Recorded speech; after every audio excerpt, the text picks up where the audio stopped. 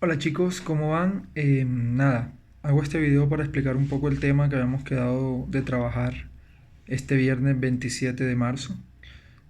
Aquí pues podrán encontrar un poco mejor las explicaciones acerca de lo que es el proceso de selección. La idea es que presencialmente hubiéramos podido realizar ese juego de roles, pero voy a intentar explicarles por aquí lo máximo que pueda.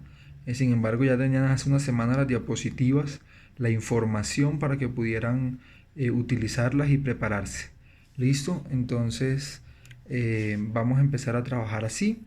Antes de empezar a explicarles un poco el tema, compañeros, quiero recordarles que desde hace una semana les subí sus notas a Génesis, que les dejé aquí en el aula un foro de información donde les dije que las notas estaban en Génesis y que por favor revisaran para que me pudieran comentar si están de acuerdo, si quieren alguna corrección, si no entienden por qué esa nota y pudiéramos entrar a revisar.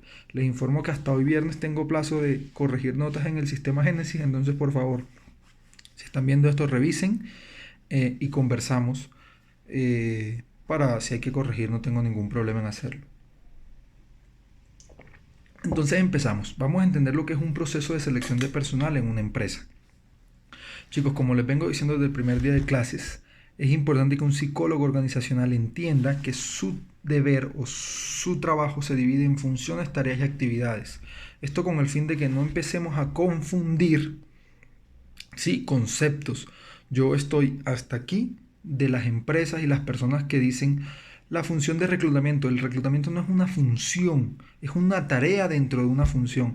O que dicen, no, es que yo simplemente hago reclutamiento, todavía no me han dejado hacer selección. No digas eso. Si estás haciendo reclutamiento, ya haces selección, porque el reclutamiento está dentro de selección, no es algo aparte. Y se lo voy a explicar. ¿Listo? De paso les digo que si esta información que les dejo aquí en este video les sirve para su práctica profesional, pues el video lo van a tener en el aula de la clase hasta que se acabe el semestre. Entonces empecemos. La función de selección de personal es macro, está arribita. De ella se desprenden cuatro tareas. ¿Listo? Cuatro tareas. Primera, reclutamiento. Segunda, aplicación de pruebas. Tercera, realización de entrevistas. Y cuatro, devolución de resultados. ¿Listo? Son las cuatro tareas. Reclutamiento, pruebas, entrevista y devolución de resultados. Cada una de estas cuatro tareas tiene actividades dentro de ellas y eso es lo que vamos a aprender porque las actividades es la parte operativa de esta función de selección. Entonces, la primera tarea, reclutamiento, tiene ciertas actividades. La primera actividad que hay que hacer en un proceso de reclutamiento es la de definir o diseñar o corregir los perfiles de cargo. ¿Por qué? Porque en el perfil de cargo, en el perfil del puesto de trabajo que se maneja en las empresas, es donde está definido qué es lo que se va a ofertar, qué es lo que se necesita. ¿Cómo yo voy a ofertar un puesto, voy a poner una vacante, si no sé qué necesito? Entonces, en el perfil del puesto yo tengo que describir edad de la persona que va a ocupar ese puesto, si hay un rango o si no lo hay, género, si hay que distinguir entre un cargo para mujeres o para hombres, funciones, características, experiencia laboral, historia académica, todo el perfil de cargo que debe llevar, que debe estar. ¿Listo? Y cómo va a desarrollar sus funciones. Ahora, ya teniendo el perfil de cargo, ya yo puedo hacer una oferta al mundo. Entonces, para ofertar un cargo, yo tengo que tener en cuenta varias variables. Y esa ya sería la segunda actividad, la oferta, publicación de la oferta. Entonces, digamos que voy a publicar, tengo la necesidad en mi empresa de un trabajo que es para personas jóvenes. Entonces, yo publico que el cargo estaba diseñado para personas entre 18 y 25 años. Listo. Les hago una pregunta. Sí, obviamente es retórica, me la voy a responder yo mismo. Si el cargo es para personal joven, ¿estaría bien que yo publique la oferta en un periódico impreso? No, ¿verdad? Porque pues no es un medio que los jóvenes o las personas de esa edad que les mencioné revisen o estén estudiando constantemente. Entonces, una de las principales cosas que nos ayuda un perfil de cargo es saber a qué población puede ir dirigido o interesado esa oferta, ese cargo. Si yo sé a qué población puede ir dirigido, los puedo atacar mejor. Hay empresas que dicen, ay, es que yo publico y publico y publico y no me llegan candidatos. Claro, si estás publicando únicamente en tu página de Facebook ofertas de trabajo para personas mayores de 40 años, pues difícilmente van a encontrar. Estas personas se encuentran más que en Facebook, que lo pueden hacer, pero se encuentran más en otros sectores. Entonces, saber hacia qué público va dirigido la oferta para saber qué canal utilizar. ¿Qué canales tenemos hoy en día para publicación de ofertas? Tenemos cajas de compensación, tenemos bases de datos, tenemos portales de empleo, tenemos redes sociales, tenemos prensa digital, tenemos prensa escrita, tenemos el voz a voz, tenemos las recomendaciones de trabajadores y tenemos las promociones internas. Entonces, miren, les acabo de mencionar nueve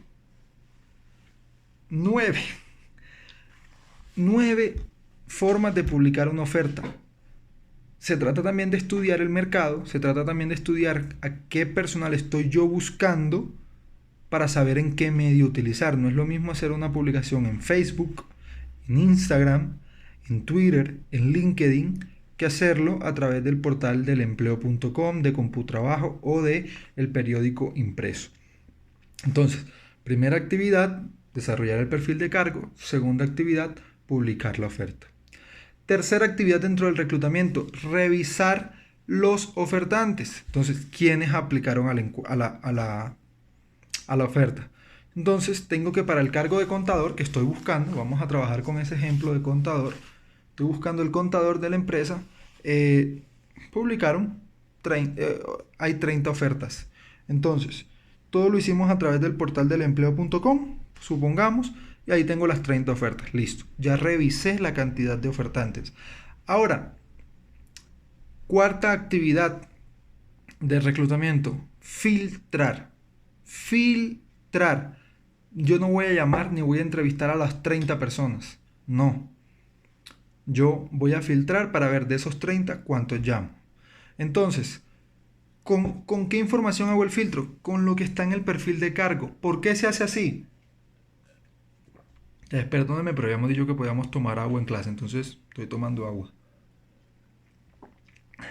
¿Por qué así? Porque miren, yo puedo colocar en mi perfil, en el perfil de cargo que estoy ofertando, puedo publicar personas mayores de 30 años y no falta el joven de 25 que me envía la oferta. Entonces, eso es un filtro. Entonces, supongamos, de 30 personas que se postularon para contador de la empresa, primer filtro, puede ser hombre o mujer, listo.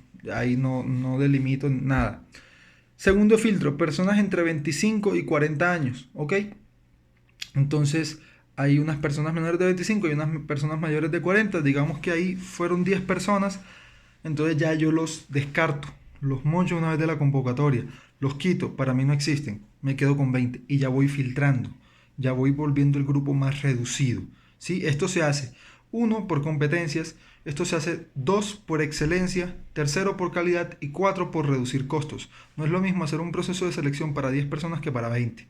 El gasto en tiempo y en economía es muchísimo. Entonces, listo, me quedé con 20 solamente con el filtro de la edad. Segundo filtro, requerimientos en estudios. Entonces yo publiqué que como mínimo tienen que tener un posgrado. Entonces, de los 20 que me quedan, 2 no tienen posgrado. Se acaba la convocatoria y voy en 18. ¿Bien? Vamos bien. Siguiente filtro, experiencia laboral. Entonces, digo que tienen que tener mínimo 3 años como jefes de departamentos de contabilidad, de empresas de cualquier sector económico, educación, turismo, comida, no importa el sector económico, pero que hayan llevado 3 meses de experiencia a cargo del área de contabilidad de cualquier empresa. Entonces, de los 18 que me quedaban, me doy cuenta que 7 no tienen esa experiencia. ¡Pum! Me quedan 11. Para mí, esos son los filtros que yo recomiendo utilizar en un proceso de reclutamiento, que es la tarea, dentro de la actividad de filtrar. Entonces, de 30 ya me quedé con 11. Y a esos 11 soy a los que voy a pasar a la siguiente actividad, que es citación a pruebas. ¿Listo? Es diferente llamar a 11 personas que llamar a 30. Hay personas que recomiendan hacer otros filtros como el género, como hacer una llamada y en la llamada depende cómo lo sientas, si responde bien o no, también lo filtro. Yo no recomiendo hacer preentrevista, eso no se debe hacer porque es un gasto doble. Es realizar lo mismo que voy a realizar presencialmente. Entonces yo prefiero filtrar con esto que me reduce el grupo y ya citarlos a pruebas. ¿Listo? Entonces, quinta y última actividad dentro de la tarea de reclutamiento, citación a pruebas. Ojo, si las empresas consideran que es primero hacer entrevistas que hacer pruebas, la actividad es citación a entrevistas. Yo cito primero a pruebas y no a entrevistas, y ahora que lleguemos a pruebas les explico por qué. Entonces, vamos a hacer la citación, yo llamo a las 11 personas. Puede ocurrir que alguna no te conteste. Le marcaste 2 o 3 veces, no le contestas. En este caso hay dos opciones. Uno, vía web, por el correo que ellos publicaron en su hoja de vida cuando se postularon a la oferta, dejarles el mensaje que los estuviste llamando para citación a pruebas y dejarles la información que por favor se presenten. De hecho, es muy recomendable que aparte de llamar, redactes un correo para los candidatos que tú vas a citar y que también les llegue la información por correo. No es obligatorio, es una recomendación. Entonces, si no te contestó con más veras, haces el mensajito. Puede que las personas, supongamos que de 11 te contestaron 9, listo, hay 2 que no vienen, ya tú vas un poquito reduciendo el grupo. Y de esos 9 que te contestaron, todos te van a decir que sí. Muy difícil alguien que te diga, ay sí, no me interesa, gracias, a no ser que ya tenga algo seguro en otro lado. Pero durante la llamada de citación, uno dice lo siguiente: te estamos llamando de la empresa X porque tú te postulaste para este cargo. ¿Estás interesado todavía? Si la persona responde que no, uno dice, listo, muy amable por atender mi llamada, muchas gracias. Listo. Si dice que sí, entonces le dice, mira, te estoy llamando entonces para citarte a un proceso de selección para unas aplicaciones de pruebas. Por favor, la citación es para el día tal. Yo sugiero no citar para el mismo día. No te estoy llamando hoy para que vengas hoy mismo. Ojo con la disponibilidad de tiempo. Eso también habla mucho de la seriedad de las empresas. Varios de ustedes, en la dinámica que hicimos ahí de juegos de roles en el salón, hicieron eso. Mira, te cito hoy para las 2 de la tarde. Ojo con eso, porque aunque la empresa tenga afán de contratar a alguien, ojo el mensaje que yo le estoy enviando al exterior de cómo funciona la empresa.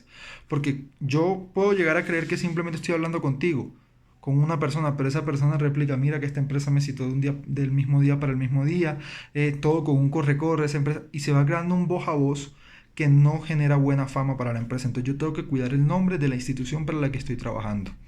Entonces no es recomendable citar el mismo día, para el día siguiente o para dentro de 2 días. Puede pasar que las personas para el momento en que tú los cites no tengan disponibilidad. Yo les recomiendo, chicos, no ser tan estrictos en esto y buscar siempre la posibilidad. Ahora, si tengo una baraja de 10 candidatos y uno no puede, bueno, lo siento mucho, no era para ti, me quedo con los otros 9. Pero cuando son 2, 3 candidatos, yo intento siempre buscar la posibilidad de que todos hagan parte del proceso, porque así me enriquezco yo y tengo yo más de dónde elegir. Entonces, una vez que ya yo le digo que tiene que venir a la citación el día de mañana a tal hora, en tal empresa, en tal dirección, y para realizar X proceso, ahí corta mi información. Si la persona no me pregunta más nada, yo no doy más información. No es que la persona ya listo, quedó claro y yo, bueno, mira, igual para que sepas, la empresa se encarga de esto. No. Yo hablo hasta ahí. Ahora, si la persona uno dice, ¿tienes alguna pregunta, alguna duda? Y si la persona me pregunta, ven, esta empresa a qué se dedica, más o menos cuánto es el salario, yo puedo escoger qué responder en la llamada. Entonces, si me preguntan, no, es que mira, quiero saber más sobre la empresa, yo, claro, eso lo vas a saber acá durante el proceso. Si quieres puedes entrar a nuestra página web, revisar información, porque no me voy a poner a hacer una entrevista por teléfono. Ahora, si me pregunta cosas puntuales sobre el cargo, yo debo decirlos, porque la persona durante la llamada citatoria puede decidir si aplica o no para el proceso. Y una persona que no le interese el cargo y no venga, pues es ganancia para mí en cuanto a pierdo menos tiempo y tengo menos gastos para el proceso de selección. Entonces yo le puedo decir, mira, en la empresa se hace tipos de contrato es a término indefinido, los salarios están en un rango entre esto y esto, las funciones ya las debatirás con la persona que sería tu jefe inmediato en caso de que se seas tú el opcionado o la opcionada a quedarte con el cargo. Y la persona ya tiene una idea más general del cargo, una idea más detallada y puede tomar decisiones. La mayoría te van a decir que sí se van a presentar y tú te preparas el proceso de selección para las 9 personas que te contestaron. Si alguien te dice que no, perfecto, listo, van 8. Supongamos que citaste a 9 y te preparaste para 9. Chicos, siempre hay 1 o 2 que no llegan. Eso está claro. Y es muy diferente cuando tú en la llamada de citación te bandeas para acomodar horarios si a la persona no le sirve y acuerdan otro horario, a que la persona te diga que sí va, no llegó y después se comunique contigo para reprogramar. Eso no es recomendable, porque también estamos hablando de la seriedad. Ahora, si caso de fuerza mayor, la muerte de un familiar, un accidente de tránsito que me impidió llegar, perfecto. Pero si tú te das cuenta que la persona no llegó y no hay una excusa válida, no hay un argumento fuerte, mira, eso también habla de la persona, eso también hace parte de lo que nosotros como psicólogos podemos estudiar de los candidatos. Y mira, lamentablemente ya la vacante está ocupada, pero te tendremos en cuenta para un próximo proceso. Y listo, queda uno bien. Ahí acaban las 5 actividades de la tarea de reclutamiento y por ende acaba la tarea de reclutamiento. Ahora pasamos a la siguiente tarea, aplicación de pruebas o realización de entrevistas. Hay una razón por la cual yo aplico pruebas antes de realizar entrevistas, y es porque en las pruebas las personas pueden llegar a manipularlas, pueden llegar a conocerlas, entonces ya saben lo que van a responder y me van a dar la información que aparentemente está bien. Si yo hago eso después de la entrevista, yo voy a perder la oportunidad de cotejar y comprobar la información que ellos me están dando en las pruebas. Entonces, para mí es más importante hacer las pruebas primero y después en la entrevista, haber revisado las pruebas, saber lo que la persona respondió y verificar con su lenguaje no verbal, con esas cositas inconscientes que van saliendo, que uno a través de la asociación libre y la interpretación se puede ir dando cuenta si la persona me dice verdad o mentira. Porque una persona mentirosa no es recomendable contratarla. Entonces vamos a entenderlo de esa manera y por eso la siguiente tarea para mí es la aplicación de pruebas. Para realizar esta tarea yo tengo que saber qué pruebas voy a aplicar. Entonces una recomendación que o sea, toca sí o sí hacérselas a las empresas y ustedes como practicantes, como futuros gestores del talento humano en las compañías, deben empezar a aplicarlas. Y es lo siguiente, basta ya de aplicar el Wartec, basta ya de aplicar el Valanti, esas pruebas que hasta las personas, ojo, no me estoy burlando ni mucho menos, pero hasta personas analfabetas saben cómo resolverlas. Son pruebas demasiado permeables, demasiado vulnerables, entonces no me va a dar una información veraz de lo que yo estoy buscando en una persona. Yo les recomiendo 3 tipos de pruebas. Primero, psicotécnicas. Esas pruebas para medir sentido común, capacidad de decisión, capacidad de planeación, organización. Son esas pruebas que van organizadas como en seguir secuencias, en responder preguntas de orden lógico y demás. Una prueba de estas está bien, las personas pueden llegar a saber cómo se realizan, pero uno puede ir cambiando el tipo de pregunta, pero la prueba como tal es la misma. Y de esa manera yo puedo empezar a estudiar a la persona en cuanto a capacidad de planeación, orden, decisión y control, que son capacidades muy importantes en cualquier trabajo, desde jerárquicamente hablando, desde lo más bajo hasta lo más alto directivo. ¿Listo? Segundo tipo de pruebas, una prueba grafológica, chicos, y se los dije en clase, creo. Revisen manuales de cómo se interpreta una prueba grafológica. Háganse un cursito online, duran 2 meses para aprender y estudiar la grafología del ser humano. Entonces, ¿cómo sugiero hacerlo? Uno le da una hoja con un texto ya escrito y una hoja en blanco. Entonces, un texto máximo 10 líneas, un párrafo de 10 líneas, que tenga coma, que tenga signos de puntuación, que tenga comillas, que no esté justificado. Y uno le pide a la persona que transcriba eso literalmente a la hoja en blanco, literal como está. Hay que tiene un error ortográfico, uno no le dice, déjalo así, no explica y es que lo transcriba literal. Ahí tú te das cuenta si sigue o no sigue normas. Y en la forma como escribe tú puedes determinar muchas características de la personalidad de las personas. Tú puedes, valga la redundancia, tú puedes a través de la grafología darte cuenta si las personas son sociables, si son tímidas, si son extrovertidas, si siguen reglas, si son mentirosos. Hay muchas cosas que la grafología le dice a uno, entonces son pruebas que sugiere y son sencillas. Tú simplemente copias un texto de 10 líneas, te inventas una historia o descargas algo de internet, no importa, un párrafo de un librito, lo que sea, y lo pones a que la persona lo transcriba. Y tercera prueba que yo sugiero son pruebas de personalidad, pero proyectivas. No la típica prueba del 16PF, el MMPI, que son 300, 400, 500 ítems y las personas se aburren, se desconcentran y la información no es tan veraz. Esas pruebas son buenas para diagnósticos de trastornos de personalidad, para revisar anormalidades en la personalidad. Yo no las recomiendo para procesos de selección. Pruebas proyectivas de personalidad, la figura bajo la lluvia, el árbol, el macobre es muy bueno. El macobre es genial siempre y cuando sepas interpretarlo. Entonces, tarea, chicos. Eso hace parte de la formación. Estudiemos el macobre y propongámoslo en nuestras empresas para poder empezar a aplicarlo. ¿Listo? Entonces, primera actividad de la aplicación de pruebas, saber qué pruebas voy a aplicar. Segunda actividad, entonces ya tengo a las personas que estaban citadas, las reúno. Yo puedo decidir si hago las pruebas cada uno por separado en un salón o en la misma sala los puedo juntar. Entonces, hacerlos pasar la bienvenida.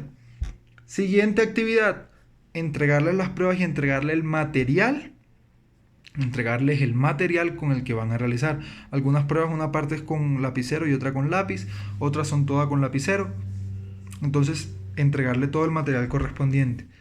Siguiente actividad, explicar bien la prueba. Uno no puede llegar y explicarle la prueba a la persona como, no, mira, esta es la prueba, esto es lo que vas a aplicar, esto es lo que tienes que desarrollar, tienes que dibujar una persona y listo. No, tienes que explicarle, que a la persona le quede claro. Y después de que termines tu explicación, decirle, mira, ¿tienes alguna duda? No, bueno, listo, proceder. Siguiente actividad dentro de la tarea de aplicación de pruebas, estar pendiente de la duración de la prueba. Las pruebas tienen un tiempo, no es que yo voy a dejar el macover 2 horas, no, en media hora la persona máximo ya ha tenido que dibujar una figura humana. Máximo, por mucho detalle que le coloque. Si terminó antes, perfecto. La grafológica, 20 minutos. No necesitas más tiempo para transcribir 10 líneas, 20 minutos.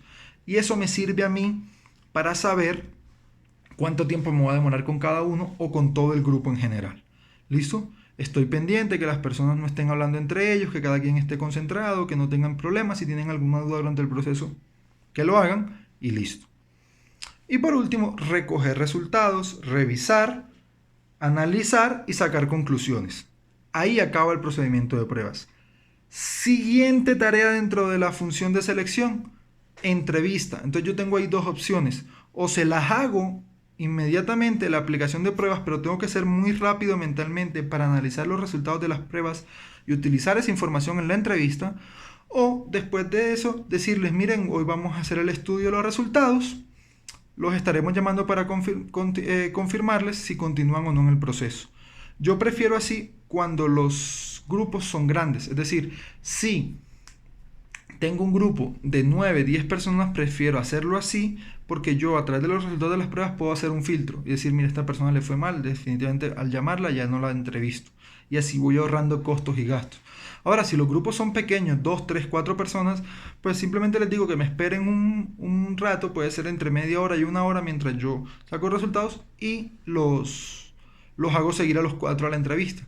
Esto con el fin de entrevistarlos a los 4 y tener un filtro más acorde, pero es por lo que son poquitos y puedo revisar las pruebas rápidamente.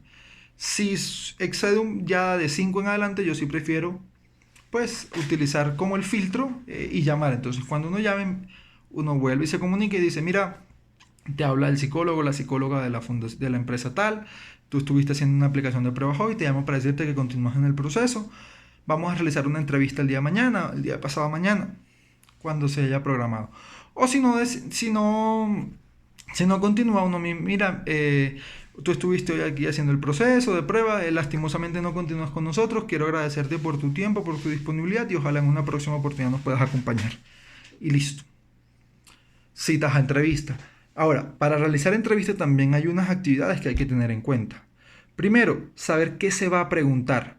Chicos, en una entrevista de selección es indispensable evaluar 3 competencias de las personas. La competencia del ser, la competencia del saber y la competencia del saber hacer. Entonces, lo que yo les recomiendo es que hagan un banco de preguntas en cuanto a estas 3 competencias.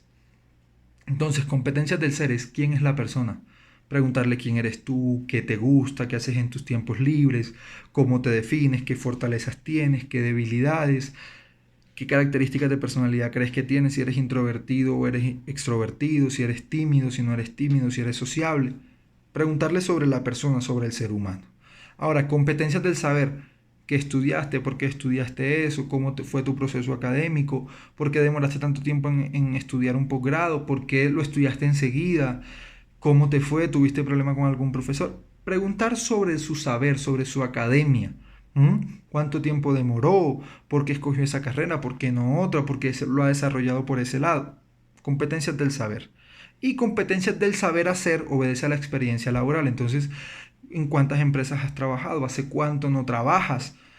¿Por qué ha pasado tanto tiempo? ¿Cuál fue la razón de tu último, de que salieras de la última empresa donde estabas? Si fue despido, si fue voluntario, si fue finalización de contrato y no hubo renovación, has tenido problemas con tus compañeros de trabajo, has tenido problemas con tus jefes, ¿cómo lo has resuelto? Preguntas sobre la competencia del saber hacer. Yo hago mi banco de preguntas y en el momento en que me siente puedo irlas haciendo. En conversación. Ahora, las entrevistas son individuales. Me siento yo, el gestor del talento humano, el encargado del proceso de selección y de la tarea de entrevistas con el candidato. No está ni el jefe inmediato, no está personas diferentes. La entrevista no se comparte, la hago yo. Si el jefe me necesita hacer una entrevista, pues se programa otro espacio, pero no se comparte la entrevista. ¿Listo? Ahora, yo me siento, disposición, bien sentado, la postura, la mirada fija. Recuerden la amabilidad, la cortesía, entonces ofrecer algo de tomar, un café, una aromática, agua, y uno va revisando también comportamientos de las personas ahí. Ver cómo viene vestido, si se preparó, si no se preparó, si le da igual. No quiere decir que siempre tengan que andar de saco y corbata, de vestido elegante las mujeres, no, pero en ese tipo de cosas uno demuestra el interés también que tienen por algo. Y empieza la entrevista. Chicos, en la entrevista no estoy diciendo que este banco de preguntas tengo que seguirlo al pie de la letra. Por ejemplo, primera pregunta, ¿quién eres tú? Entonces la persona me dice, no, mira, yo soy tal, tal, tal y tal. Entonces, en vez de escucharlo y hacerle conversación con lo que me está diciendo, yo, bueno, siguiente pregunta, ¿cuáles son tus fortalezas? No. El banco de preguntas no es una camisa de fuerzas que yo tengo que sí o sí seguir. El banco de preguntas es una herramienta que me va a ayudar a que en determinado momento, cuando la conversación se acabe, yo tenga que responder, tenga algo que decir. Entonces, si la primera pregunta es ¿quién eres tú? Y me dice, no, yo soy una persona alegre que le gusta compartir con la familia. Uno hace conversación a partir de lo que la persona le está diciendo. Eso demuestra interés. Y tú a partir de lo que la persona te dice, vas recibiendo nueva información, vas haciendo nuevas preguntas. Eres una persona alegre. ¿Por qué crees que eres alegre? ¿O quién te ha dicho que eres alegre? Y empieza uno a hacer conversación. Algo muy clave en las entrevistas, chicos, recuerden siempre. Importante darse cuenta si las personas responden únicamente lo que uno les pregunta o si responden más allá. Las personas que tienden a dar más información de lo que se les está preguntando, cuidado con eso. Y son elementos que tú puedes empezar a utilizar, es información que te van dando. O aquellas personas que tú les preguntas por la cabeza y te responden por los pies. Tú le estás preguntando por las fortalezas que tiene como persona y te están hablando de su experiencia académica. Ojo con eso. ¿Listo? Ojo con eso.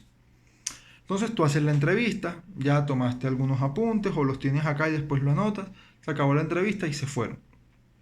Tienes la información de la entrevista y las pruebas. Ahí se acaba la tercera tarea, que es entrevista. Viene la cuarta y última tarea, que es devolución de resultados. Entonces tú, conforme a la hoja de vida en relación al perfil del cargo, si cumple o no. Segundo, la información que te dio en las pruebas. Tercero, la información que te dio en la entrevista. Y cuarto, juntar la información de entrevista y pruebas, puedes empezar a sacar conclusiones. Que me quedaron de los 9, me quedaron 2, 3 candidatos, listo. Los pasamos a entrevista con el jefe inmediato y va a ser el jefe inmediato el que decide.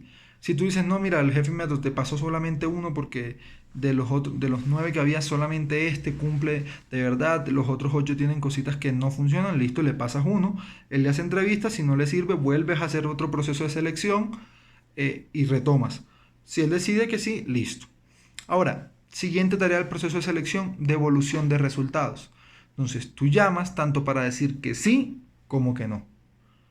Si tú prefieres llamar únicamente al que sí y a los que no enviarles un correo, pues hacerlo de la manera más formal y atenta y que les llegue la información. Listo, no hay ningún problema. Yo prefiero que llamen, es como la manera un poco más seria de hacer las cosas y que las personas escuchen que no continúan en el proceso. Es importante de todas maneras darles esta información, porque las personas se esperanzan y a veces dejan pasar otras oportunidades porque se sienten confiados del proceso que están haciendo con ustedes. ¿Listo? Doy esa devolución y ahí acaba el proceso de selección. Si la persona va a ser contratada, se le hace en algunas ocasiones visita domiciliaria, en algunas ocasiones, bueno, siempre debe hacerse examen médico y entrega de documentación. En estos tres se puede caer una contratación, sí, puede que en una visita domiciliaria se caiga la contratación porque la información que había suministrado era errónea, entonces uno empieza a decir, bueno, pero esta persona dijo mentiras en la empresa, no es como el tipo de seriedad y de sinceridad que yo estoy buscando en un trabajador, no me sirve. Puede que en un proceso de médico se caiga un contrato, sí, puede que le salga alguna anomalía y a la empresa no le sirva. Y puede que por documentación se caiga una contratación, sí, puede que no tenga algún documento obligatorio para la empresa y el proceso se caiga. Ahora, que sean filtros no quiere decir que eso haga parte del proceso de selección, quiero que les quede claro. Tanto la entrega de documentos como los exámenes médicos como las visitas domiciliarias son parte del proceso de contratación, no de selección. Sirven como filtro en algunos casos, pero únicamente se les manda hacer a las personas que van a ser contratadas. Imagínense ustedes estarle haciendo visita domiciliaria a los 9 candidatos. Desgaste, economía, tiempo. No es rentable en la relación costo-beneficio. Por eso únicamente se le hace a los que se va a contratar. Lo mismo exámenes médicos, por eso hay que pagar, entonces no se le hace a todos, hace parte de contratación y tampoco se le pide documentación a todos para no tener información de gente que no hace parte de la empresa dentro de los archivos de la empresa. ¿Listo? Y ahí acaba el proceso de selección, como función, cada una de las tareas y cada tarea con sus actividades. ¿Listo, chicos? Entonces, aquí en el aula les dejo el trabajo que vamos a hacer sobre esto. Porfa, para que estén pendientes, revisen este video en comparación con las diapositivas que les había subido ya hace una semana y puedan desarrollar el trabajo. Todo bien.